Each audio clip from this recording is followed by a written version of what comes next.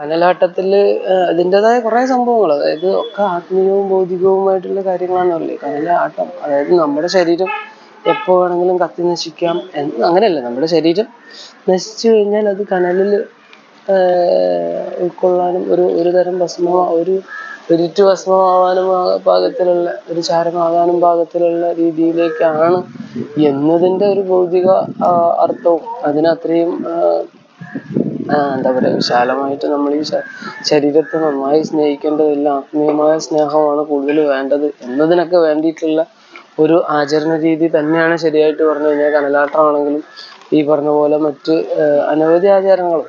കാരണം നമ്മൾ ഏതൊക്കെ വലിയ കൊലകൊമ്പനായി മാറിയാലും ശരി, ഈശ്വരൻ എന്ന് പറഞ്ഞ ദേവി ദേവതകൾ അവരിലേക്കാണ് അതിലൂടെ ഈശ്വരൻ, അങ്ങനെ ദേവി ദേവതകളിലൂടെ ഈശ്വരനിലേക്കുള്ള ഒരു വഴി അതിലേക്ക് എത്തിച്ചേരുന്നതും അത് എല്ലാവർക്കും ഒരുപോലെയല്ല.